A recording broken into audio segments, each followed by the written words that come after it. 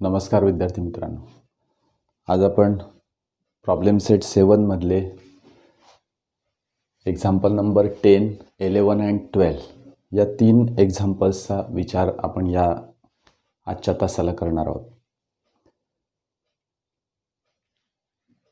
हे जे तिघं एक्झाम्पल्स आहेत याला आपण higher order thinking skill questions असं थोडक्यात म्हणूया. त्याचं कारण असं की या उदाहरणांमध्ये आपल्याला जे काही कन्सेप्ट्स दिलेले आहेत ते त्या प्रकरणातले आहेतच, परंतु वेगवेगळे कन्सेप्ट्स आपल्याला एकाच उदाहरणामध्ये वापरावे लागणार आहेत. त्या प्रकरणातले कन्सेप्ट्स असतील किंवा याच्या पूर्वीचे जे प्रकरणं आपण शिकलेलो आहोत त्या प्रकरणातले काही कन्सेप्ट्स त्याच्यामध्ये आलेले आहेत आणि ते आपल्याला वापरावे लागतील. तर अशी ही 3 उदाहरणं आजच्या या तासाला आपण बघणार आहोत. त्याच्यातलं जे पहिलं उदाहरण आहे ते बोर्डवर लिहिलेलं आहे. आपण ते वाचूया, व्यवस्थित समजून घेऊया आणि कशा पद्धतीने जायचं त्याचा विचार करूया. तुम्ही म्हणाल की बा हे उदाहरण फक्त शेडेड पोर्शन काढायचं आहे. This shaded portion is a segment of a circle. And we know that how to find the segment of a circle. We know the formula to find out the segment of a circle. What is the formula? Segment of a circle is equal to r square in bracket. हा एक formula आपण बघितलेला आहे बघा, की त्यामध्ये त्या फॉर्म्युल्यामध्ये मला सेगमेंट ऑफ सर्कल सहज किंवा डायरेक्ट काढता येतं. r square in bracket pi theta upon 360 minus sin theta upon 2. Yes, it is a formula. Can we use this formula for this example? याचाही आपण विचार करणार. मग तो फॉर्म्युला मी वापरणार नसेल तर मला कोणत्या फॉर्म्युल्यानुसार किंवा कोणत्या कन्सेप्टनुसार या उदाहरणाकडे जायचं आहे याचाही विचार आपण करूया. एक्झाम्पल आधी सुरुवातीला वाचूया आपण. Segment AB is a cord of a circle. Segment AB is a chord of a circle with a center P. P is a center of circle. If PA is equal to 8 centimeter, PA, that is the radius of that circle. Yes, it is 8 centimeter. And distance of a chord from center P is 4 centimeter. Distance of this chord AB from center P is 4 centimeter. Suppose this distance is a perpendicular distance. Suppose म्हणण्यापेक्षा हे distance परपेंडिक्युलरच आहे, किंवा ज्यावेळेस आपण एखादं distance घेतो, distance of that chord from the centre it is a perpendicular distance and hence we name this segment as PM. Now this PM is perpendicular to AB असं मी या ठिकाणी विचार करणार. Then find the area of a shaded portion. Now we know that this shaded portion is a segment of a circle. Now to find the segment of a circle or area of the segment of a circle, we can use the another formula, that is area of the sector minus area of the triangle. Now if you observe in this figure that PAB is a one of the triangle and this triangle is a obtuse angled triangle. Now if we have to calculate the area of the sector of a circle, we must know the radius and central angle, that is theta, that is measure of the arc. This is the measure of the arc. Suppose this point is x. हा मिझर of arc आहे. या मिझर of आर्कचं जे मिझर आहे तेच या central angle बरोबर असतं, but we don't know here the measure of the central angle. या ठिकाणी मला सेंट्रल अँगलचं मिझर दिलेलं नाही. मग कशा पद्धतीने करणार आपण? तर त्याच्यासाठी काय प्रोसेस आहे, मला याच्या आधीचे जे कन्सेप्ट्स आहेत ते कन्सेप्ट कशा पद्धतीने वापरता येतील, किंवा याच्या आधीचे जे भाग झालेला आहे तो मला कशा पद्धतीने आठवता येईल याचा विचार या उदाहरणामध्ये आपल्याला 100% करावा लागणार आहे. तुम्ही जर विचार केला तर या ठिकाणी PAB हा जो ट्रँगल मला दिसतोय, दिस इज द ऑब्च्यूज अँगल ट्रँगल. म्हणजे या ठिकाणी मला जो थीटा मिळणार आहे तो थीटा मला आधी काढावा लागणार आहे. We must calculate this theta. हा थीटा मला कॅल्क्युलेट करावा लागणार आहे, तो मला त्या ठिकाणी काढावा लागणार आहे. बरोबर आहे. या पद्धतीने आपण विचार करणार. मग आपण सुरुवात करूया ट्रँगलपासून, कारण मला थीटा लागणार आहे. बेसिक थिंग यामध्ये अशी आहे की measure of the sector area of the sector minus area of triangle हा फॉर्म्युला मला या ठिकाणी वापरायचा आहे.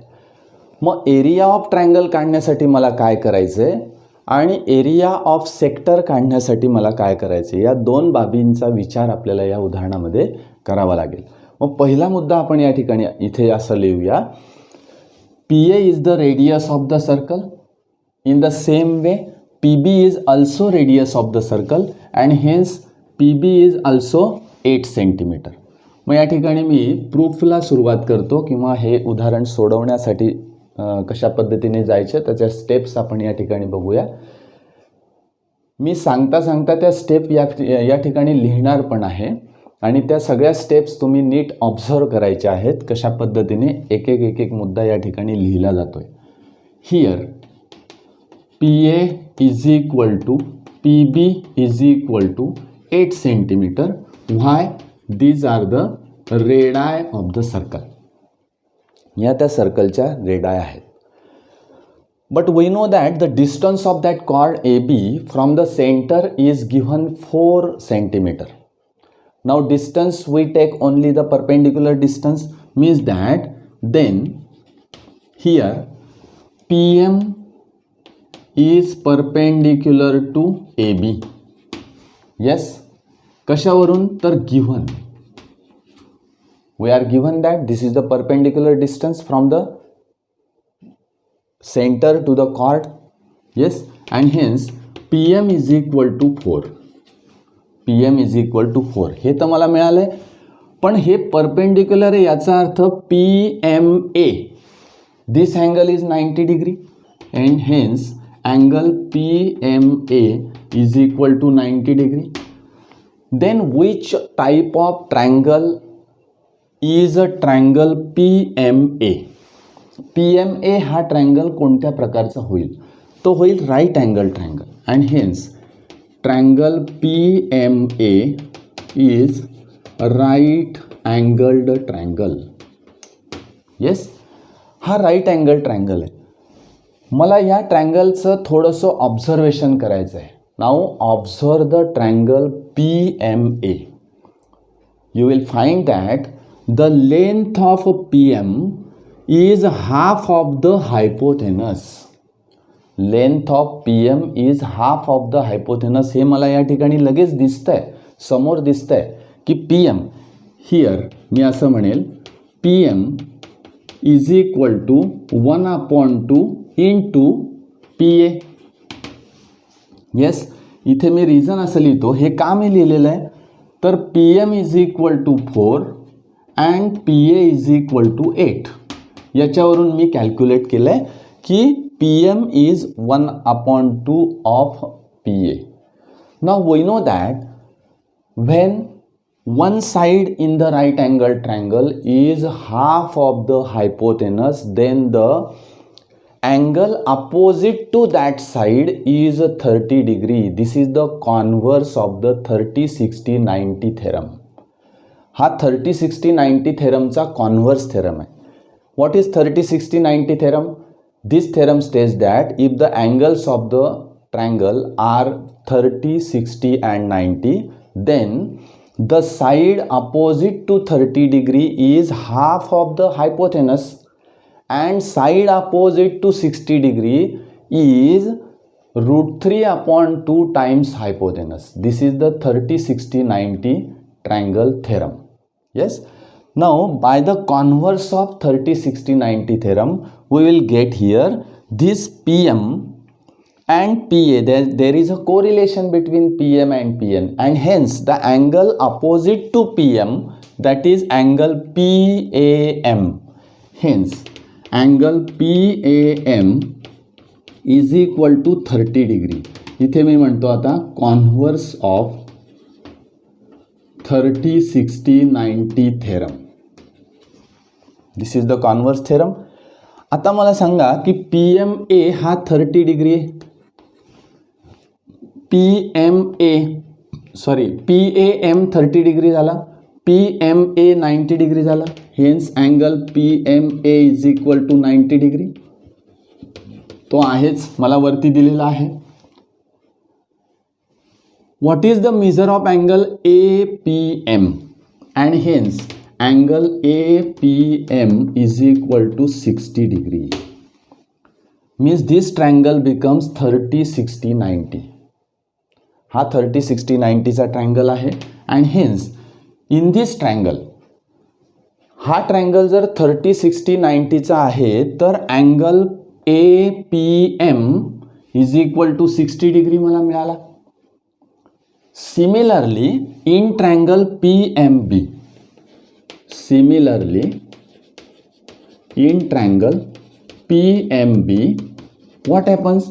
मी जर अशाच पद्धतीने प्रोसेस केली इकडच्या ट्रायंगलसाठी तर one at the same, that is angle BPM.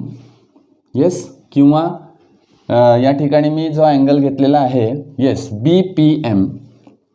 Similarly in triangle PMB angle BPM is equal to 60 degree. Yes, या ठिकाणी स्टेटमेंट नंबर 2 म्हणूया आपण, या ठिकाणी स्टेटमेंट नंबर 1 म्हणूया. आता स्टेटमेंट 1 आणि स्टेटमेंट 2 याचा विचार करा तर हा टोटल अँगल मला काढता येईल. And hence angle APM plus angle BPM is equal to 60 plus 60 and is equal to 120 degree. आणि या दोघांची बेरीज म्हणजे कोणता अँगल आहे, APB. And hence angle APB is equal to 120 degree. Yes, and hence theta is equal to 120 degree. मग मला हा जो थीटा मिळेल that is the central angle. Means that is the measure of the arc is 120 degree. हे measure of arc मला या ठिकाणी मिळालं. आता पुढे जाऊया आपण की हे मेजर ऑफ आर्क मला मिळाल्यानंतर मी सहज एरिया ऑफ द सेक्टर काढू शकतो. We can easily find out the area of the sector that is P-AXB. मी सहज हे काढू शकतो. पण या ट्रायंगलचा विचार मी केला तर मला ट्रायंगलचा एरिया काढायचा आहे. We know that how to find the area of the triangle. Area of the triangle is equal to 1/2 base into height. मग मला या ठिकाणी बेस माहीत नाही, AB माहीत नाही. We don't know AB. PM that is the height of that triangle. PM is equal to 4. मग आधी आपण असं करूया, हा ट्रायंगल आपण घेतलेलाच होता वरती. आपण या ट्रायंगलनुसारच AM ची व्हॅल्यू काढून घेऊया. Yes, now in triangle PAM किंवा PMA.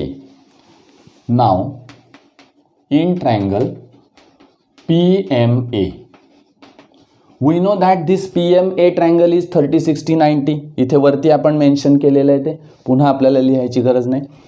This angle is 60 degree मला माहिती आहे. म्हणून AM is equal to AM is the side opposite to 60 degree. AM is the side opposite to 60 degree and we know that the side opposite to 60 degree is √3/2 times hypotenuse. Yes, means AM is equal to √3/2 into PA. √3/2 into PA. And hence AM is equal to √3/2 into 8. बघा, √3/2 into 8. This is the value of AM. मग आपण calculate करूया. 2ने या ठिकाणी भाग देता येईल. म्हणजेच AM is equal to 4√3. Value of AM is 4√3. Now we know that perpendicular drawn from the center to the chord bisects the chord. Similarly, किंवा आपण इकडच्या ट्रायंगलसाठी विचार केला तर MB is also 4√3 and hence AB is equal to 2 into AM. Direct मला या ठिकाणी लिहिता येईल is equal to 2 into 4√3 and is equal to 8√3. म्हणजे मला आता काय मिळालं तर AB मिळाली. AB is the base of that triangle. Yes. Now we know the base of that triangle, that is 8√3. Height of that triangle, that is PM. Find out the area of triangle. Now area of triangle PAB is equal to 1/2 into base is AB and height is PM. Yes, base is AB and height is PM. Put the values. Is equal to 1/2 into AB means 8√3 into PM means 4. बघा या ठिकाणी PM आपण 4 घेतलाय. Yes, 2 ने या ठिकाणी भागायचं आहे. इथे येईल 4 into 4 that is 16 means 16√3. Yes, value किती मिळाली मला 16√3. मग आता 16√3 याची जी व्हॅल्यू येते √3ची व्हॅल्यू आहे 1/73. Yes, 1.73 means 16 into 1.73 is equal to, त्याचं कॅल्क्युलेट तुम्ही केलं तर 27.68. Yes, this is centimetre square. This is the area of the triangle. हा एरिया ऑफ ट्रायंगल मी काढून घेतला. ओके, मी काय केलं की क्रमाने मी ट्रायंगलकडे वळलो तर ट्रायंगलचा एरिया काढून घेतला. आता मला थीटा मिळालेला आहे 120 degree. Let us find the area of the sector. पुढे मी असं म्हणतो let us find area of sector. त्या सेक्टरचं मी नाव लिहिणार आहे आता P-AXB. P-AXB. This is a sector. Means area of that sector P-AXB is equal to theta upon 360 into pi r square. Now put the values. Theta is 120 upon 360 into pi. Value of pi is 3.14 into radius is 8 means 8 into 8. बघा अतिशय सोपं आहे. Is equal to 0 0 cancel, 12 3 जा 36. Yes, आता इथे 3.14 into 8 into 8 that is 64. 3.14 into 64 and divided by 3. तो 3 आहेच इथे. 3.14 into 64 divided by 3.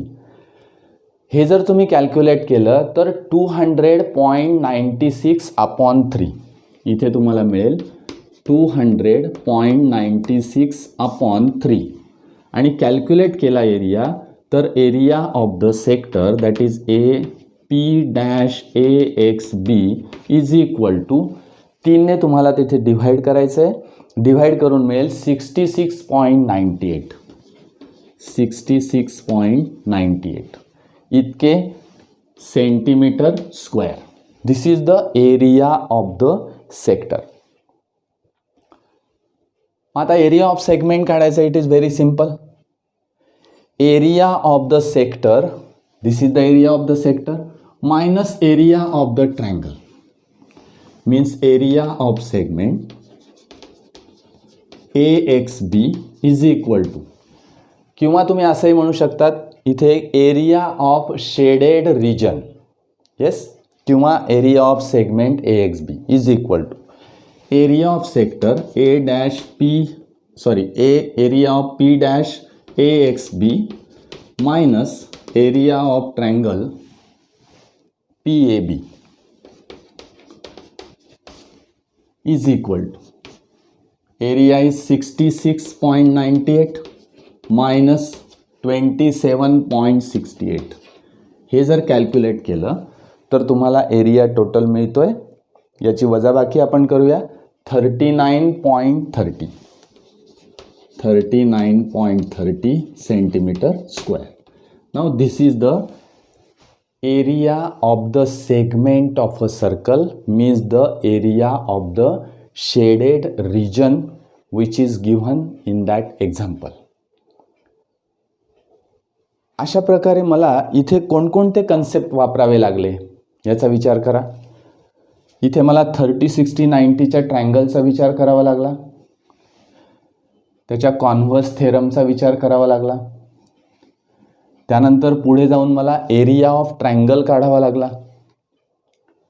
Area of triangle काढताना मी आधी काय केलं तर हाईट काढून घेतली. हाईट तर मला माहितीच होती.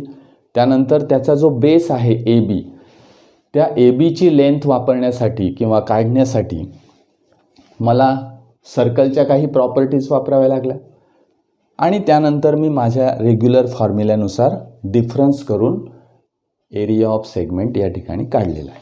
ओके, आता नेक्स्ट एक्झाम्पल आपण बघूया. हे अतिशय सोपं उदाहरण आहे. आता ते जे नेक्स्ट एक्झाम्पल दिलेलं आहे त्याची एक ॲक्टिव्हिटी आपल्याला दिलेली आहे पुस्तकामध्ये. ते उदाहरण सोडवण्यासाठी ऑलरेडी ते उदाहरण सोडवून दिलेलं आहे आणि ती ॲक्टिव्हिटी आपल्याला दिलेली आहे, पण आपण ती ॲक्टिव्हिटी विचारात घेऊन ते उदाहरण सोडवणार आहोत. त्यामधल्या काही ज्या स्टेप्स असतात ॲक्टिव्हिटीमध्ये, त्या ज्या स्टेप्स आपल्याला ॲडिशनल स्टेप्स या ठिकाणी लिहाव्या लागतात आणि त्या ॲडिशनल स्टेप्स आपण लिहून ते उदाहरण या ठिकाणी कंप्लीट करूया. आता एक्झाम्पल नेक्स्ट आपण जाऊया. Example number that is 11. एक डायग्रॅम आपल्याला दिलेली आहे.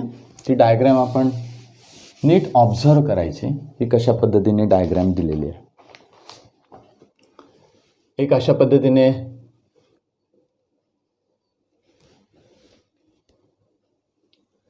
सेक्टर दिलेला आहे.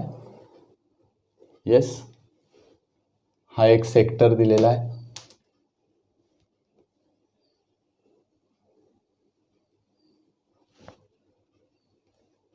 हा जो सेक्टर दिलेला आहे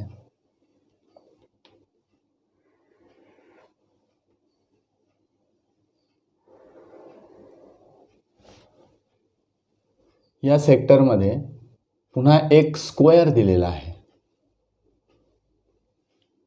येस, पण जरा पुन्हा काढूया.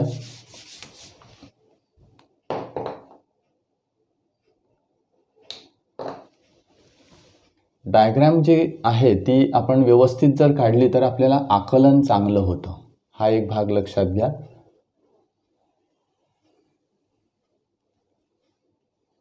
असा एक सेक्टर दिलाय.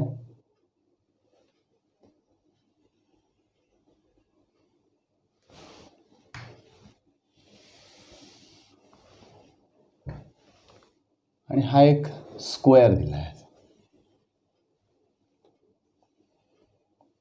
आणि पुन्हा अशा प्रकारचा एक सेक्टर या ठिकाणी दिलाय. बघा, ही डायग्राम अशा पद्धतीने दिली.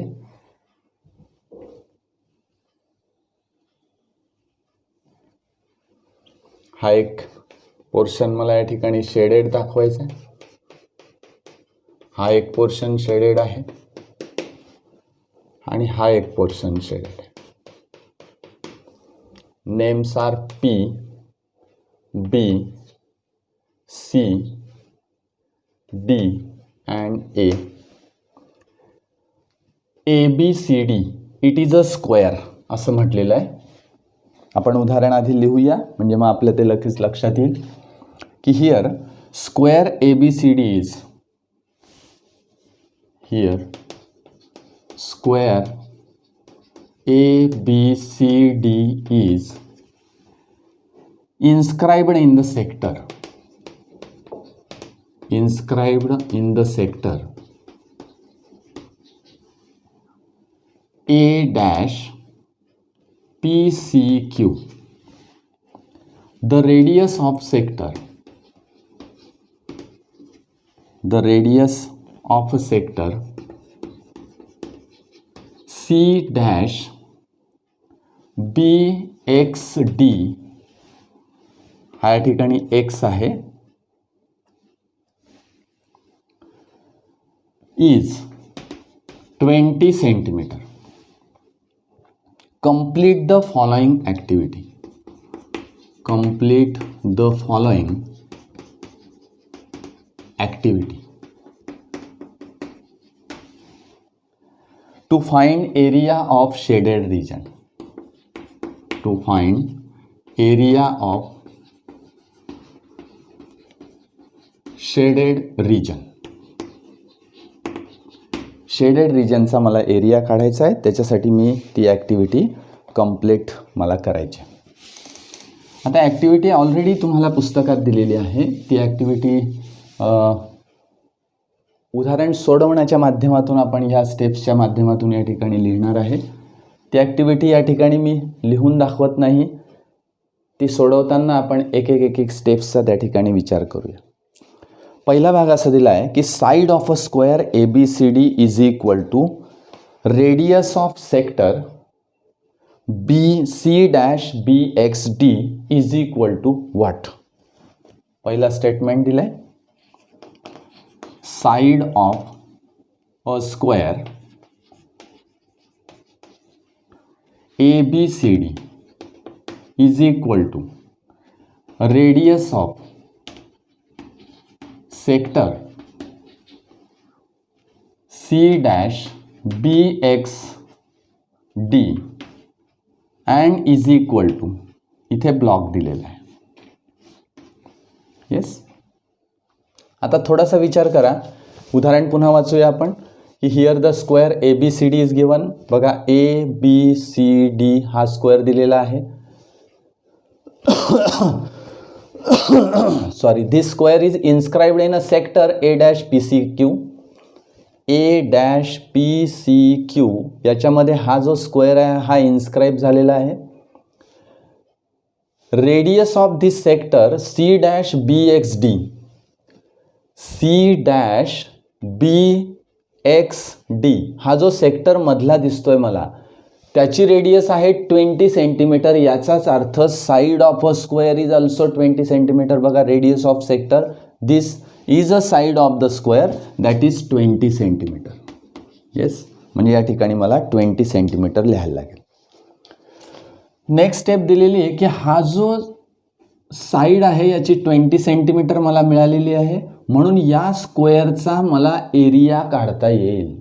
We can easily find out the area of that square. म्हणून next step, area of square. Area of square is equal to side square. अशा पद्धतीने दिलेलंच आहे तिथे. Area of square is equal to side square and is equal to कशाचा square करायचा आहे तर 20 square means is equal to 400. Yes, या पद्धतीने मला दिले. मी काय केलं, एरिया ऑफ स्क्वेअर काढला, कारण ही 20 सेंटीमीटर साईड आहे. एरिया ऑफ स्क्वेअर मी काढून घेतला. आता area of the shaded region inside the square. बघा, area of the shaded region inside the square is equal to, आपण एक एक मुद्दा लिहूया. Area of shaded region inside the square. कोणता स्क्वेअर तर ABCD is equal to area of square ABCD minus area of sector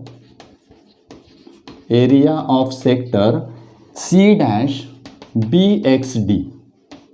बघा, हे लगेच तुम्हाला कळेल की area of shaded region inside the square. आता हा बघा, हा इनसाइड द स्क्वेअर, या स्क्वेअरच्या इनसाइडला हा एवढा शेडेड रिजन मला दिसतोय. याचा एरिया मला कसा काढता येईल तर area of the square ABCD minus area of the sector C-BXD. बघा, ह्या सेक्टरचा एरिया मी जर या स्क्वेअरच्या एरियामधून वजा केला तर मला हा शेडेड पोर्शन मिळतोय. म्हणजे हे अतिशय सोपं आपलं काम होऊन जाईल. इज इक्वल टू, आता एरिया ऑफ द स्क्वेअर मला माहिती आहे that is 400, put here 400 minus area of the sector. मग एरिया ऑफ द सेक्टर काढण्यासाठी काय करणार, तर फॉर्म्युला वापरूया. Theta upon 360 into pi r square. What is theta, it is a square and that's why this theta is 90 degree. म्हणजे या ठिकाणी मला टाकता येईल 400 मायनस 90 अपॉन 360 इंटू पायची व्हॅल्यू आपण टाकूया 3.14 into r square. What is r, r is 20 into 20. Yes, आता एवढी वजाबाकी मला करावी लागणार आहे. Is equal to 400 minus 0 cancel होईल, 9 इंटू 4 दॅट इज 36. येस, आता इथे 4ने भाग जाईल. काय काय उरेल बघा, 400 मायनस 3.14 बघा 3.14 इंटू 400 अँड डिव्हायडेड बाय 4. तुम्ही जर विचार केला तर या 4ने इथे डिव्हाइड करू शकतात म्हणजे 100. 3.14 into 100 that is 314 means 400 minus 314 यांची फक्त तुम्हाला वजाबाकी करावी लागेल and is equal to 86 square centimetre. Yes, म्हणजे हा जो शेडेड पोर्शन आहे याचं एरिया किती मिळाला मला, 86 स्क्वेअर सेंटीमीटर. कशा पद्धतीने, तर area of square minus area of this sector we will get 86 square centimetre. Yes, आता राहिले हे दोन शेडेड पोर्शन. या दोघं शेडेड पोर्शनचा मला एरिया काढायचा आहे. त्याच्यासाठी सुद्धा ॲक्टिव्हिटी दिलेली आहे. दिलेल्या ज्या स्टेप्स आहेत त्या स्टेप्सचा आपण विचार करून सरळ ती ॲक्टिव्हिटी कंप्लीट करणार. पुढे असं म्हटलं आहे की radius of the bigger sector. बघा आता हा जो बिगर सेक्टर आहे आपल्याला दिसतोय बघा, A dash P C Q, this is a bigger sector. या बिगर सेक्टरची रेडियस मला आधी काढावी लागेल. हा कन्सेप्ट सगळ्यात महत्त्वाचा आहे. का महत्त्वाचा आहे, तर मला या स्क्वेअरची साईड माहिती आहे, बरोबर. आता हा जो सी आहे दिस इज ऑन द आर्क, अशा पद्धतीने आर्कवर येतोय तो सी बघा. मग सी आणि ए जर जोडला तर this C A is equal to P A is equal to P Q असं मला मिळेल. येस, म्हणजेच C A means the diagonal of the square A B C D and diagonal of the square A B C D becomes the radius of the bigger sector.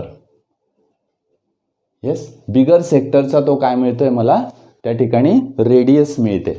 म्हणून आपल्याला या ठिकाणी विचारात घ्यायला सांगितलेलं आहे की radius of bigger sector, radius of bigger sector is equal to length of diagonal of square A B C D. मग आता हे मला माहिती पाहिजे की if we know the side of the square, can we find the diagonal of that square? Yes, it is very easy. Diagonal of the square is equal to √2 into side. हा formula लक्षात घ्या. कुठल्याही स्क्वेअरचा diagonal मला काढायचा असेल, side दिलेली असेल, तर मला फॉर्म्युला काय वापरता येईल, √2 into side. That is the diagonal of the square. Means what is the side of that square? That is 20. Means what is the length of diagonal? That is 20 into √2 is equal to 20 √2. Yes, हे या ठिकाणी मला विचारात घ्यावं लागेल centimetre. √2 into side हा formula लक्षात ठेवायचा. येस, आता आपल्याला area of the shaded regions outside the square. बघा, हा जो स्क्वेअर मी मेन घेतलेला आहे, या स्क्वेअरच्या आउटसाइडला जे दोन शेडेड रिजन मला दिसत आहेत, त्या दोघं शेडेड रिजनचा एरिया मला काढायचा आहे. म्हणून मी काय करेल, area of shaded region, area of shaded region outside the square is equal to काय काय करावं लागेल मला, तर area of sector A dash P C Q. Yes, area of sector A dash P C Q. Yes, area of sector A dash P C Q minus area of square A B C D. बघा, अतिशय सोपं आहे. म्हणजे आता area of sector जर मला काढायचं असेल तर पुन्हा थीटा लागेल, theta upon 360 into pi r square minus area of square A B C D is 400. मी सरळ 400 त्या ठिकाणी लिहिणार. मग थीटा अपॉन 360, मग थीटा 90 डिग्री, कारण हा माहिती आहे मला, this is 90 degree. Yes, this is a central angle because it is a square. theta is 90 degree. 90 upon 360 into pi means 3.14 into r square. What is r square? r काय मिळेल आता आपला, हा बघा 20√2, दॅट इज रेडियस. म्हणजे ही जी radius मला मिळते एवढी, ती 20√2 मिळते, हे लक्षात घ्या. CA, AQ, PA, one at the same, and hence write here 20√2 bracket square minus 400 is equal to, इथे 0 0 कॅन्सल होईल, इथे होईल 4 is equal to, आता या ठिकाणी काय येईल बघा, 3.14 इंटू याचा स्क्वेअर मी करतोय म्हणजे 400 into 2 divided by 4 and minus 400 is equal to, मला सरळ इथे 100चा भाग देता येईल. म्हणजे 100 इंटू 3.14 किती मिळालं मला, 100 into 3.14 that is 314 into 2 minus 400. Yes, म्हणजे टोटल जर मी याचा कॅल्क्युलेट केलं तर 628 minus 400 is equal to 228 square centimetre. This is the area. हा एरिया मला या ठिकाणी मिळाला. मग आता काय करायचं आहे मला, तर या दोघांचा एरिया मला मिळालेला आहे. किती मिळालेला आहे, 228 स्क्वेअर सेंटीमीटर. याचा एरिया मिळालेला आहे 86. या दोघांची काय करणार मी, बेरीज. म्हणजे या ठिकाणी area of shaded region is equal to 86, that is the area of this shaded region, plus area of this remaining two shaded regions. तो calculate केला आहे 228 plus 228. या दोघांची बेरीज केली तर मला मिळते 314 square centimetre. 314 square centimetre. It is very simple. या उदाहरणाकडे बघताना आपल्याला काय काय करावं लागलं असा विचार करा. तर मला आधी एरिया ऑफ स्क्वेअर काढावा लागला. नंतर तो जो सेक्टर दिला आहे A dash P C Q, याची रेडियस मला काढावी लागली, त्याचा विचार करावा लागला. रेडियस ऑफ दॅट सेक्टर और bigger sector is equal to diagonal of a square. हा भाग आपल्या लक्षात आला पाहिजे, कारण ज्यावेळेस ही ॲक्टिव्हिटी दिलेली आहे, जरी ॲक्टिव्हिटी दिलेली असली, त्या ठिकाणी स्टेप्स दिलेल्या असल्या तरी त्या स्टेप्सचा अर्थ आपल्याला कळायला पाहिजे. म्हणून ती ॲक्टिव्हिटी देण्याचा उद्देश तो आहे की आपल्याला आकलन किती झालेलं आहे हे आकलन पाहण्यासाठी आपल्याला याचा उपयोग होतो किंवा अशा पद्धतीच्या ॲक्टिव्हिटीजचा उपयोग केला जातो. त्यामुळे आपण प्रत्येक भाग हा समजून घेणं आणि समजल्यानंतर तशा पद्धतीचं कृती करणं हे सगळ्यात महत्त्वाचं आहे. आता एक लास्ट एक्झाम्पल आहे. या लास्ट एक्झाम्पलकडे आपण जाऊया. There are 2 circles. 2 सर्कल्स मला दिलेले आहेत.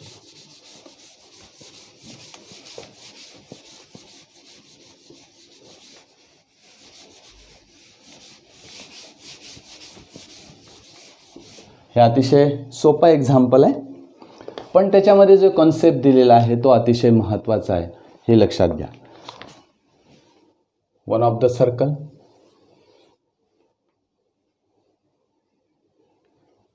एक सर्कल दिलाय, हा सेंटर आहे समजूया.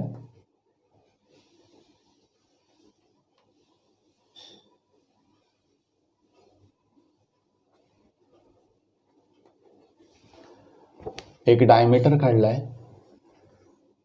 येस. आणि दुसरं एक जे सर्कल दिलेलं आहे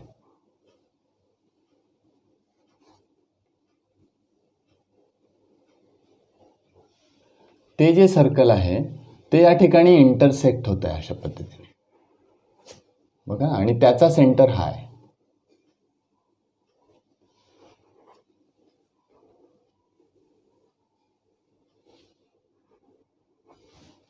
येस, अशी एक डायग्राम दिले.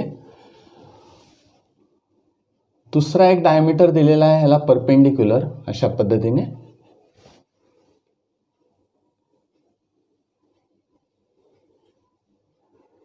थोडंसं डायग्राम काढायला वेळ लागतो, मी तुमच्या समोर डायग्राम काढतो. याचा अर्थ असा की डायग्राममध्ये काय कशा पद्धतीने काढली गेलेली आहे किंवा त्याचा अर्थ काय आहे ते काढताना पटकन आपल्या लक्षात यायला हवा. This center is P. P is the center of smaller circle. Yes. This is the center of the larger circle, that is O. This point is Q. Yes. This point is B. Means AB is a diameter and CD is the another diameter. CD हा दुसरा diameter दिला. Example कशा पद्धतीने दिलाय, diagram नीट observe करा. Observe this diagram. Now here in figure 2 circles with center O and P. 2 circles with a center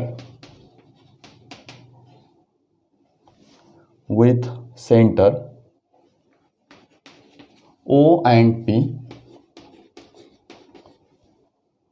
are touching internally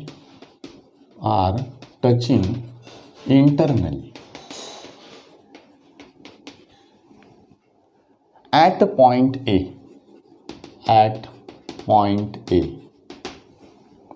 If BQ is equal to 9. बघा, आता एक एक स्टेप मी तुम्हाला समजून देतोय. हा पॉइंट आहे E आणि हा पॉइंट आहे F. येस. आता BQ बघा, BQ हे जे डिस्टन्स आहे एवढं ते दिलेलं आहे 9. Yes, BQ is 9. DE is equal to 5. बघा, DE म्हणजे हा एवढाच जो भाग आहे सर्कलच्या बाहेरचा, स्मॉलर सर्कलच्या, तो आहे 5. येस. Complete the following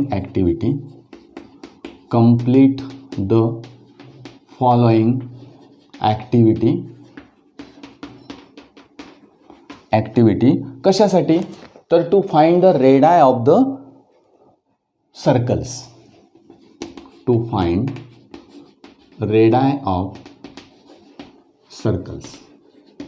या दोघं सर्कल्सचं मला काय काढायची आहे, रेडियस काढायची आहे. अतिशय सिंपल क्वेश्चन आहे, पण तरीही थोडासा जर विचार केला तर रेडियस काढताना मला काय काय करावं लागेल त्याच्या स्टेप्स दिलेल्या आहेत, पण त्या स्टेप्स आपण समजून घेणार आहोत. इथे मला अतिशय महत्त्वाची एक प्रॉपर्टी वापरावी लागणार आहे. ती प्रॉपर्टी आपल्याला पुढे कळेलच.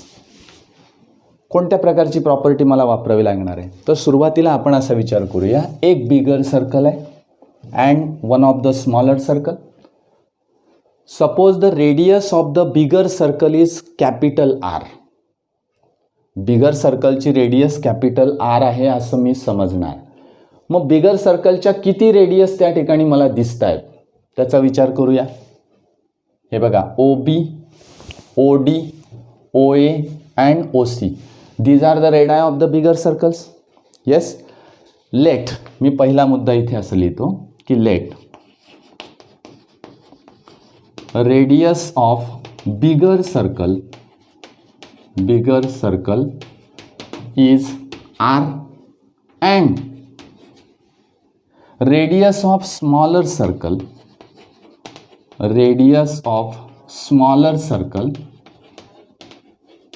is smaller. बघा, मग स्मॉलर सर्कलच्या रेडियस कोणकोणत्या? तर पी ए आणि पी क्यू. ओके, बघा, P A and P Q are the radii of the smaller circle. Smaller सर्कलच्या त्या रेडा आहेत. म्हणजे स्मॉलर सर्कलची जी रेडियस आहे ती स्मॉल आर आहे असं मी गृहीत धरणार. येस, मग आता बिगर सर्कलच्या रेडियस कोणकोणत्या किंवा रेडियस कोणकोणत्या आहेत? तर O A is equal to O B is equal to O C and is equal to O D is equal to capital R. हे लक्षात घ्या. स्मॉलर सर्कलच्या रेडियस कोणकोणत्या आहेत? तर P A and P Q. P A is equal to P Q is equal to small R. त्याच्यासाठी मी small R वापरतो. डायग्रॅमचं नीट निरीक्षण करा. आता मला काय विचारात घ्यायचं आहे, तर हा जो ओ क्यू आहे बघा, या ओ क्यूची व्हॅल्यू मला काढायची. Yes, O Q is equal to, या ओ क्यूची व्हॅल्यू काढण्यासाठी मी काय करणार, ओ बी, हा जो ओ बी आहे ही radius, O B minus B Q, O B minus B Q. Yes, असा डिफरन्स घेणार. म्हणजेच मला या ठिकाणी व्हॅल्यू काय मिळेल, तर O B minus B Q is equal to O B is capital R minus 9. Capital R minus 9. This is the value of O Q. लक्षात घ्या, म्हणजे ह्या ओ क्यूची व्हॅल्यू आली आता आर मायनस 9. येस, ओ क्यूची व्हॅल्यू आली R minus 9. हे मुद्दा म्हणून मी त्या ठिकाणी लिहितो. अजून मला असं विचारात घ्यायचं आहे की हा जो ओ ई दिसतोय मला, तर त्या ओ ईची सुद्धा व्हॅल्यू मला काढायची. बघा, O E is equal to काय काढता येईल, ओ ईची व्हॅल्यू काढण्यासाठी O D minus D E, O D minus D E असं मला वजा करावं लागेल. And is equal to O D is capital R and minus 5. ही मला व्हॅल्यू मिळेल. बघा, डीई 5 आहे म्हणून O D capital R minus 5. या पद्धतीने मी लिहिलं. आता तुम्ही असा विचार करा की ओ एफ किती येईल, तर D E is equal to C F आहे. म्हणजे ते असतंच त्या पद्धतीने, कारण ते तेवढ्याच रेडियसचं मी ते सर्कल काढलेलं आहे, त्याच्यामुळे इथेही त्याच पद्धतीने ते इंटरसेक्ट होईल. म्हणजे C F is also 5 and that's why O F is also R minus 5. O E is R minus 5. Yes, या दोघंही व्हॅल्यूज मला सारख्या मिळतील. मग आता कन्सेप्ट कसा आहे बघा, हा सगळ्यात महत्त्वाचा कन्सेप्ट आहे की कन्सेप्टचा विचार या ठिकाणी केलेला आहे. आता हे स्मॉलर सर्कल एवढाच विचार आपण करूया. This is the smaller circle and in this smaller circle two chords are intersect inside the circle. Which are the two chords? EF and AQ. Yes, EF and AQ या दोन chords या ठिकाणी intersect होत आहेत. बरोबर. म्हणून पुढचा मुद्दा आहे as chords QA बघा, ॲज कॉर्ड QA बघा, मी दाखवली तुम्हाला chord QA and EF intersect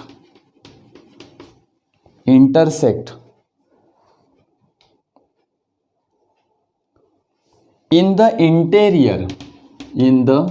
interior of a circle with center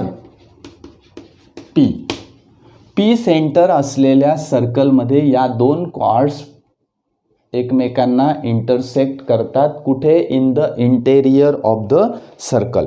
and so म्हणून काय, तर ती प्रॉपर्टी माहिती आहे आपल्याला, the chords which are intersect each other in the inside or outside of the circle, हे सगळं आपल्याला माहिती आहे. म्हणून इथे मी फॉर्म्युला वापरणार, OE into OF is equal to OQ into OA. Yes, किंवा त्याच्या उलट करा, असं आपल्याला फॉर्म्युला लिहिता येईल. हा फॉर्म्युला आपला झालेला आहे, that is in the chapter circle यामध्ये झालेला आहे. म्हणून OQ into OA is equal to OE into OF. आता इथे OE is equal to OF आहेच. मी आत्ताच तुम्हाला सांगितलं की OE जेवढा असेल R-5 तेवढाच OF आहे R-5 इज इक्वल टू, आता आपण व्हॅल्यूज टाकूया. OQ R-9, OA capital R, yes, into is equal to OE इज R-5, OF इज R-5. येस, व्हॅल्यूज मी त्या ठिकाणी लिहिल्या.